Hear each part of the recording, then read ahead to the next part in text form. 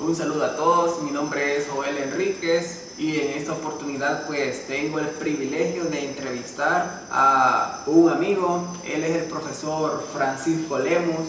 Él imparte clases en lo que es la educación básica. Él es profesor del Colegio Cristiano El Olivo, ubicado en el Departamento de la Libertad, y con él pues vamos a tocar un tema muy importante, que es la situación de la educación básica en El Salvador con este tema de la pandemia del COVID, que ya todos tenemos conocimiento. Así que bienvenido, Francisco, espero la pases bien y espero que las preguntas que yo te haga pues las respondas a tu manera, muy abiertamente, no te preocupes. Okay. Así que vamos a comenzar. Francisco, ¿qué materias son las que tú impartes en la educación básica? En educación básica trabajo directamente con el área de informática. También imparto clases de educación media en matemáticas, ciencia y publicidad, pero en el área básica, informática. Sí, a raíz de esta situación que se vivió, te voy a hacer una pregunta muy general. ¿El Salvador estaba preparado para la pandemia o para adaptarse a esto de las clases virtuales? El Salvador como país, yo creo que no, porque lamentablemente tuvo que pasar la pandemia para que esos puntos de flaqueza fueran abiertamente reconocidos, Sí. Tanto en el sector educativo. Te puedo decir de que no lo hemos visto venir y hay muchas cosas que han sido totalmente improvisadas, se podría decir, por medio de una institución educativa, como el uso de plataformas educativas. Y a nivel, si hablamos del país, el sistema de salud, el sistema educativo, el sistema de emergencias, porque lamentablemente también, ¿verdad?, a pesar del COVID hemos tenido otras situaciones. Entonces yo creo de que ha quedado demostrado que no lo estábamos. La institución donde tú trabajas, tengo entendido que es una institución privada. ¿Esta institución estaba preparada para esto que se vino encima? ¿Estaba preparada? Cuando empezó todo lo de la pandemia, estábamos a principios de marzo. Estábamos primera, segunda semana de marzo. Y recuerdo de que habían sido un estimado de 3 semanas lo que se había previsto para que las clases volvieran a la normalidad. Un periodo para que la enfermedad pudiera apaciguarse y que todo estuviera normal, aunque hay que aclarar de que cuando eso pasó todavía no había ningún caso aquí en El Salvador, sino que todo era meramente preventivo. Entonces, estábamos preparados en el sentido de que habíamos hecho uno que otro mecanismo que incluía realizar guías para que los estudiantes se las llevaran y trabajaran 3 semanas mientras pasaba ese periodo de prevención. Eso era durante 3 semanas nada más, que ustedes se habían preparado. Era durante 21 días lo que nosotros teníamos previsto. Entonces, ese periodo de tiempo, lo supimos llevar adelante, pero cuando hablamos de la expansión de la pandemia aquí en El Salvador, cuando empieza el caso y cuando la suspensión de clases se alarga más, nosotros es donde tenemos que pensar en algo que nos garantice que la educación no va a parar. Ya teniendo en cuenta que va a ser desde la casa el trabajo del docente y el trabajo del estudiante. Se las ingeniaron ustedes, ¿qué tipo de herramientas ustedes utilizaron para que las clases de los estudiantes no se vieran afectadas? ¿Qué plataformas o qué fue lo que inventaron? Como tú dices, ¿verdad? El uso de plataformas digitales ha sido algo que ha sido una herramienta fundamental. Te puedo mencionar Google Classroom, Microsoft Teams, Google Meet, Zoom. Algunos maestros que se quedaron con lo convencional en estar recibiendo guías de trabajo por medio de redes sociales. Eso fue debido a que a ellos les costó, me imagino, quizás no se acoplaba mucho a la tecnología. Fíjate que sí, un porcentaje menor de los maestros decidieron quedarse por esas vías, porque también tenía que ver el hecho de que eran grados pequeños. Por ejemplo, parvularia, primer grado, segundo grado, son niños de que tampoco pueden contar con un dispositivo propio y que son los padres de familia los que están pendientes de eso. Entonces, muchas veces los papás desconocían el uso de estas plataformas. Entonces, pues para garantizar de que las tareas llegaran, preferían que fueran por WhatsApp a que el estudiante no la entregara. Sí, se mantuvieron hasta ahí. Sí. Y digamos, ¿qué me dices de los alumnos de sexto grado para arriba? ¿A ellos les costó acoplarse a las clases virtuales?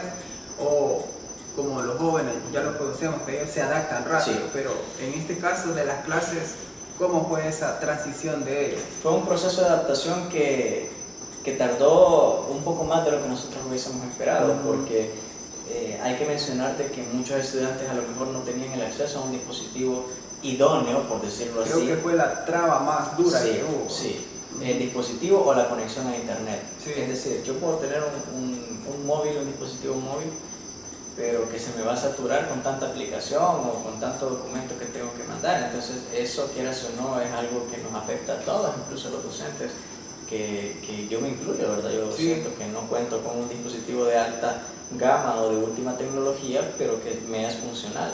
Entonces no todos tienen esa oportunidad y sobre todo por el internet, que tienen que estar pagando los que no tengan una conexión estable. Y ese proceso de adaptación fue bastante difícil. A eso sumar de que muchos estudiantes todavía no habían entendido cómo era el funcionamiento, y todo eso pues suma para que las clases se puedan retrasar un poco más en ese proceso. Sí, y en tu caso, Francisco, ¿te costó adaptarte a esto de dar clases virtuales?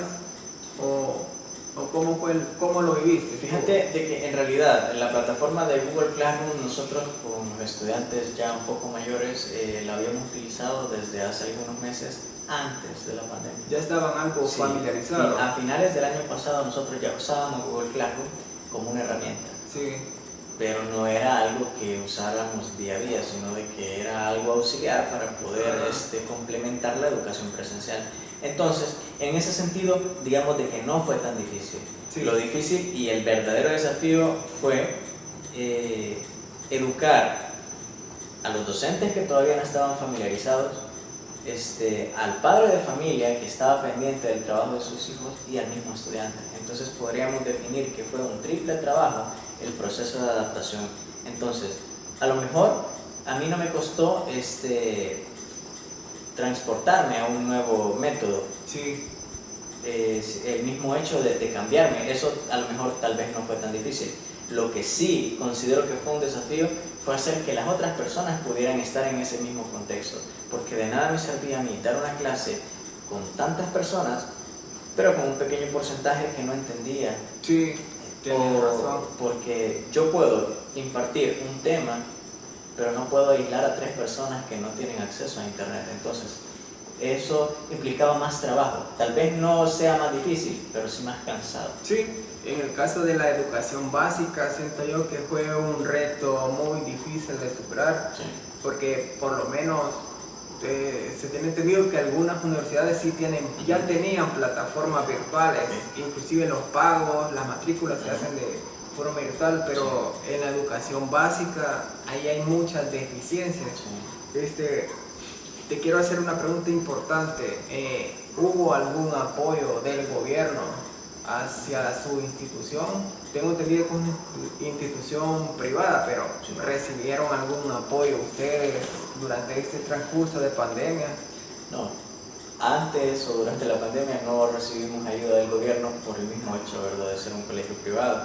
Entonces, a pesar de que nosotros seguimos los lineamientos del Ministerio de Educación, usamos los programas que el Ministerio de Educación nos exige, no recibimos ayuda como una escuela pública. Entonces son diferentes mecanismos que el colegio utiliza para poder mantenerse a flote, sí. Lo cual ha sido un desafío totalmente... Ustedes se las ingeniaron, sí. Para sacar, digamos, que la educación no faltara, claro, hacia sus alumnos. Claro, y ahí es donde se ve la vocación de un maestro, sí.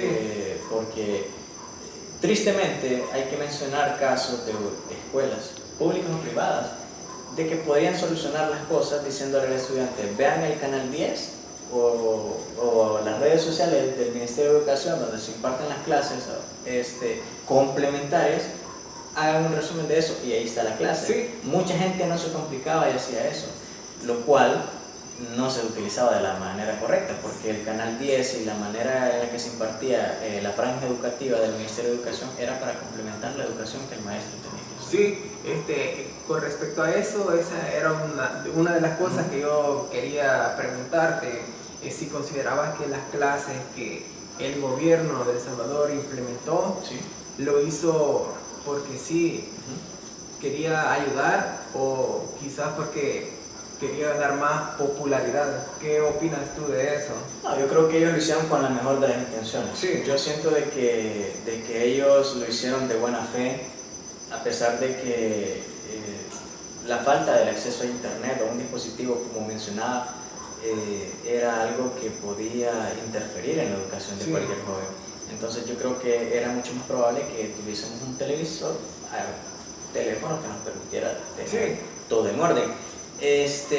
Sin embargo, yo creo que se ha utilizado de una manera incorrecta el uso de la franja educativa, porque yo creo de que la verdadera intención fue complementar la educación que el docente tenía que hacer y no ser la fuente principal de la educación. Es decir, si el maestro impartía la clase y a lo mejor el estudiante tenía una que otra duda, veo el canal 10 para poder ponerme al día y sigo con la metodología del colegio, del profesor o del profesor. Entonces mucha gente confundió las cosas y se quedaba solamente con lo que el canal decía, lo cual no es malo porque el contenido está bastante bien. Sin embargo, pienso también de que puede ser descuidos del profesor el hecho de dejar a cargo la franja educativa en vez de hacer el trabajo. Sí, porque así como tú dijiste, ahí es donde se demuestra la verdadera vocación de la persona que imparte las clases, y entonces a tu parecer fue un gran apoyo que hizo esta innovación de impartir clases. Sí, ahí dijiste la palabra correcta, apoyo.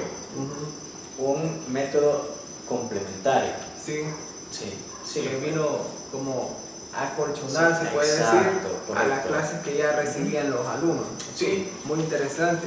En el caso de la institución donde tú impartes clases, ¿crees que los alumnos sí de verdad aprendieron? O no sé, ¿qué me respondería a eso? Creo que es una pregunta bastante subjetiva, porque hay estudiantes que han utilizado la pandemia para mejorar notas o como excusa, y hay otros que lo han usado como excusa. Es decir, hay estudiantes de que iban en una calificación bastante alta en las clases presenciales, en lo presencial, en los 3 meses que estuvimos, pero que se vinieron abajo durante la pandemia por factores que nosotros vamos a respetar. Y hay estudiantes por el otro lado de la moneda que han aprovechado la oportunidad para poder subir las notas, por ponerse al día y pues cualquier cosa. Porque estaban, digamos, en la comodidad de su casa. Claro, inclusive les puede apoyar algún hermano, papá, pero no solo se van a tener a eso. Exacto, entonces yo siento que ha aprendido el que ha querido. Entonces hay que hacer énfasis en que la educación presencial pues jamás va a tener comparación con la educación virtual, pero creo de que se han utilizado medios muy adecuados para poder llegar a la educación, y yo creo de que las personas que han querido aprender, han querido salir adelante, lo han hecho, y los que no, pues ahí están también los resultados. Y me imagino que eso se ha visto reflejado en las notas, digamos, en esos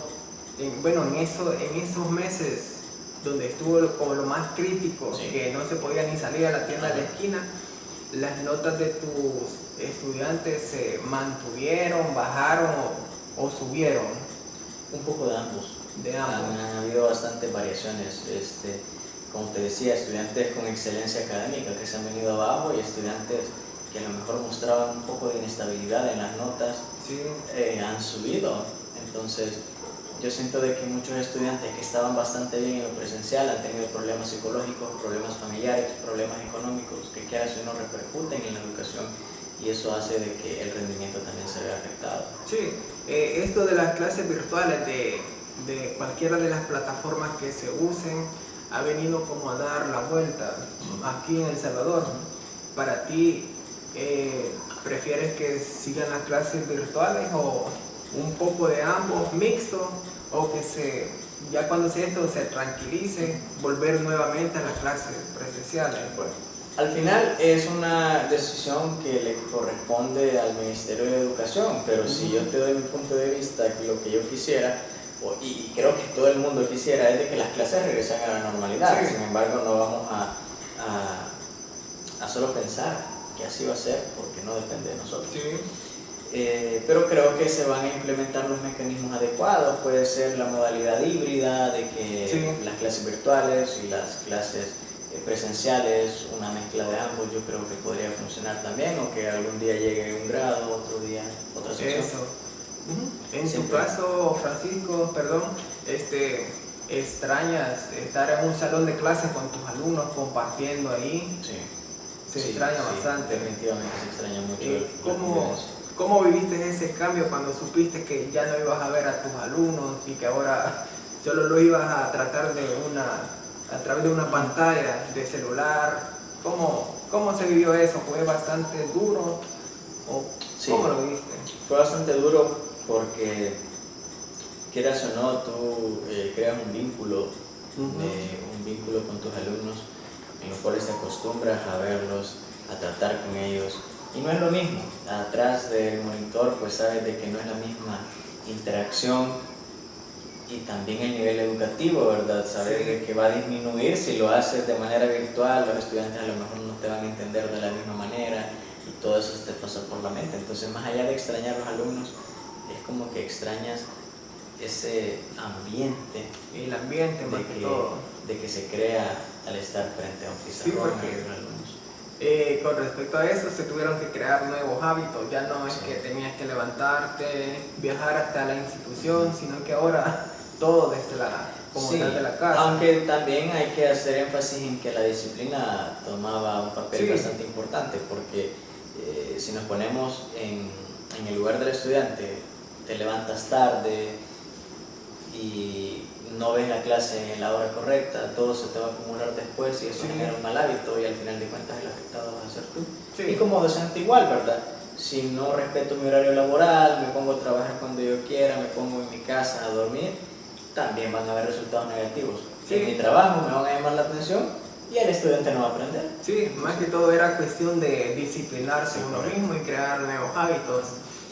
Francisco, una pregunta muy importante. ¿Hubo deserción escolar en la institución donde tú laboras? Sí la hubo. Sí. Y yo creo de que también en cualquier otro lado, sea una escuela pública o una escuela privada, la deserción ha estado presente.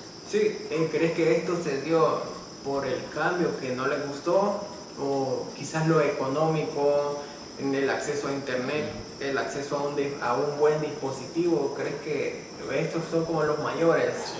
Pero como tú dijiste anteriormente, quizás las ganas de seguir adelante se demostró también.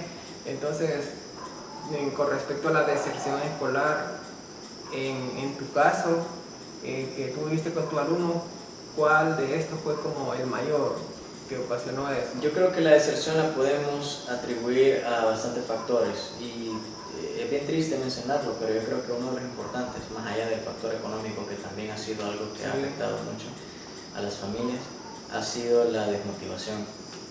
Muchos estudiantes afirman que no han entendido lo suficiente durante este año de la manera en que se ha impartido, o de que a lo mejor en algún momento se sintieron saturados de tareas y decidieron simplemente ya no seguir. Sí, quizá me imagino que fue por la falta de capacitación. Bueno, no se sabía que esto iba a pasar, pero ¿te imaginas si ya se hubiera implementado esta clase de modalidad antes? Sí, yo creo que el cambio no hubiese sido tan brusco. Por ejemplo, si nos vamos a pensar en el futuro, en el caso de que este año que viene pues empecemos de una manera igual, yo creo que ya tenemos experiencia, tanto los estudiantes como los maestros, ya no vamos a sentir tan brusco ese cambio. Sí.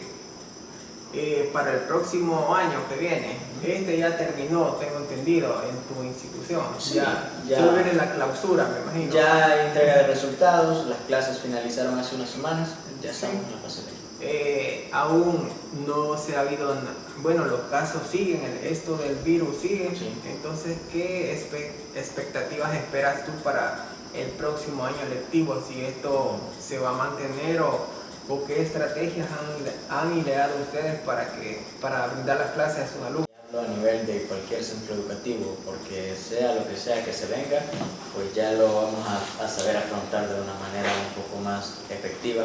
Sí. Mis expectativas, pues como te digo, ¿verdad? Siempre va a ser poder estar con los alumnos, pero eso no depende de nosotros y tampoco vamos a irrespetar las reglas. Sí. Entonces, lo que disponga el Ministerio de Educación, pues eso lo vamos a respetar. Y de igual manera, ¿verdad? Algunas de las cuestiones que tenemos en mente como colegio es una capacitación más amplia, no tan rápida como la que fue al principio de este año, y poder enseñar detenidamente a los estudiantes, a los padres de familia y a los mismos maestros el funcionamiento correcto de las herramientas que tenemos ahora, sí, y otras para poder garantizar que la educación siga con pandemia o sin pandemia. Sí, tienes razón. Esto del COVID-19 vino a destapar muchas cosas, vino como a ser la excusa perfecta para que decir la educación básica de El Salvador no sirve, no funciona, y más con todo esto quedó aún más demostrado. ¿Qué opinas tú de esto? Si a El Salvador le falta muchísimo para poder superar todo eso, o ya se estaba como preparado para todo esto, ¿no? No, preparados no estábamos. Yo creo que el nivel educativo de El Salvador tiene mucho que mejorar, aún sin la pandemia. Habían deficiencias que son muy notorias, pero que hemos querido ignorar, porque aunque las sabíamos, pues nunca las cambiábamos. Y espero de que esto sirva como un punto de inflexión tanto como para el gobierno, como para cualquier docente, como para cualquier estudiante, para poder reflexionar y hacer las cosas bien de ahora en adelante. Sí, porque es un punto que viene a demostrar que si pones excusas ahí te quedaste estancado. Sí. Una pregunta, ¿aprendiste bastante estos? O sea, ¿qué experiencia te llevas tú de brindar clases virtuales? ¿Te divertiste? ¿La pasaste bien? ¿Cómo fue que viviste eso? De todo un poco, momentos bonitos, momentos no tan bonitos, sí. La experiencia sobre todo, ¿verdad? La paciencia que se tiene, trabajar con los maestros de este modo, con los estudiantes, con los padres de familia. Entonces yo creo que ha sido, a pesar de todo, algo que nos ha servido muchísimo, algo que nos ha beneficiado porque hemos conocido nuevas herramientas que a futuro las vamos a poder utilizar de mejor manera.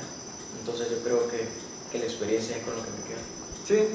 ¿Qué mensaje le darías a todos esos alumnos y profesores también que han llegado hasta este nivel desde marzo hasta noviembre, que no se quedaron atrás, que no renunciaron a sus sueños? ¿Algún mensaje que tú les quieras mandar? La verdad que son señal de mucho orgullo para mí y para cualquier persona que vea reflejado el conocimiento de los estudiantes de la manera en que lo han hecho. Es motivo de muchísimo orgullo.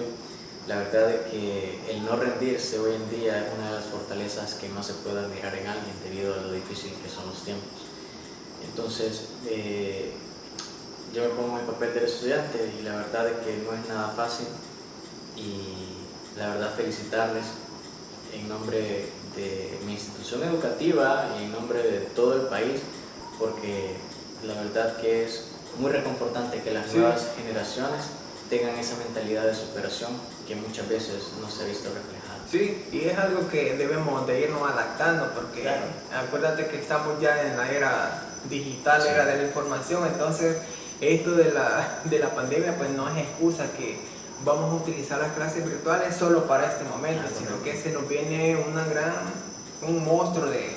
Sí, como te digo, a lo mejor es un punto de inflexión que nos hace reflexionar para poder utilizar las cosas que tenemos ahora de una manera más efectiva. Sí, igual hace como reflexionar a todos los gobiernos, no solo de El Salvador, sino que de todo el mundo, a ver cómo es que estamos preparados en realidad para la educación básica de todos los países. Recuerda que como la palabra lo dice, básica, son las bases de lo que se viene.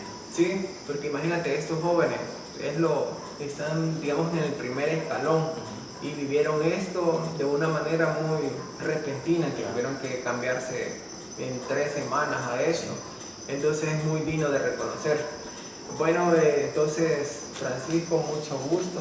Gracias por haber aceptado la entrevista y haber tomado estos puntos muy generales. Entonces muchas gracias, y a ustedes también muchas gracias por habernos, por haber disfrutado de esta pequeña entrevista. Espero que que lo tomen con mucha armonía, y pues nos vemos hasta la próxima, y un saludo a todos y muchas gracias.